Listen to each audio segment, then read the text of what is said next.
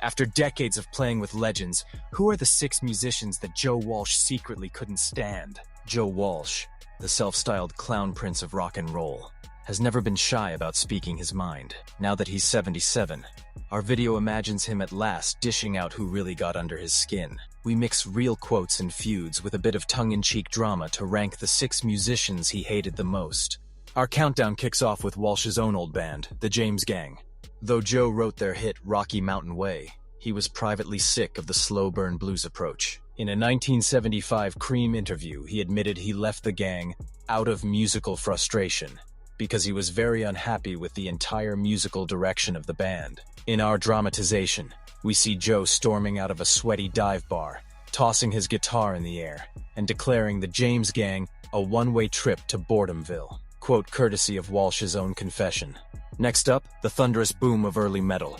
Ironically, Walsh says he was being stereotyped almost into a heavy metal guitarist about 10 years before heavy metal came out, which he flatly didn't like. Picture Joe at a junior high dance, watching teen headbangers thrash and thinking, why can't we just play real blues? In true Walsh fashion, he grouches that heavy metal albums were just loud noise compilations, so riff-hungry fans better watch out, because old Joe was ready to carve up that scene, figuratively, with his own chainsaw of truth. His own words. I didn't like that. I got extremely frustrated. At number 4 is the modern pop EDM machine.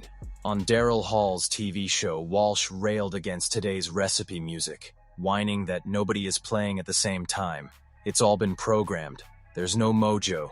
He's basically calling out all today's EDM DJs and auto-tuned pop stars as musical scam artists. We picture Walsh scowling at a Vegas EDM fest, muttering, "Who turned this drum machine off?" under his breath. This segment mixes his real rant about adding on virtual instruments with a parody animation, cows dancing under laser lights, to emphasize how detached he finds it. Coming in third is a surprise. Stuart Smith, the young guitarist Joe hired as his stand-in. Yes, a musician he hated. In a 2002 interview, he admitted flat out, "Sometimes I really hate him, 'cause he's really good. He really makes me play." There's a gleeful bit of self-deprecation here. Joe's jealous of his own sidekick. In our show, dramatic lighting falls on Smith playing a perfect Walsh lick. We hear Joe mutter through gritted teeth, "Hey, stop making me sound bad," and while laughing. This is fact-based. Walsh really did jokingly complain that his hotshot sub makes me play better, which he said he hates, in mock rivalry. At number 2, we go inside the Eagles' camp. Joe was officially an Eagle, but always the loose cannon.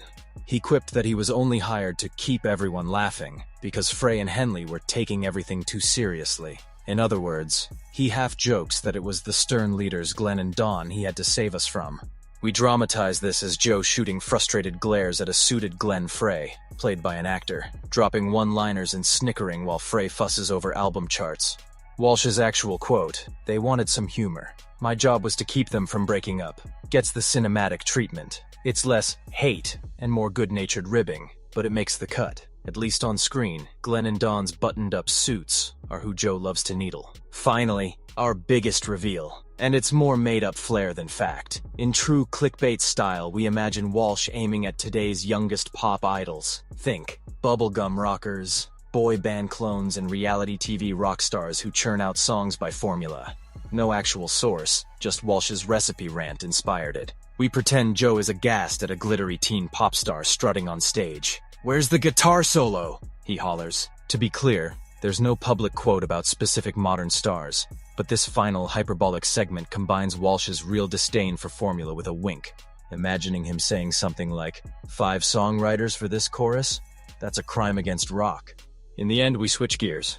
We show a now humbler Walsh reflecting on his life and lessons learned. An older Joe smiles wryly as he recounts these old grudges. He reminds viewers of his own advice to young musicians. Work at your craft. Good fucking luck because it's not easy. This real 2012 quote underscores that Joe ultimately cares about the music, not the beefs. The script notes that Walsh sounds past holding real grudges. He's admitted he's nothing special, and just aims to keep playing. Our dramatized finale shows him tearing up a set list, with a grin, and saying, "Hey, life's been good to me after all." Do you think Joe was right to call these musicians out, or was it all just classic Joe Walsh humor? Let us know in the comments below.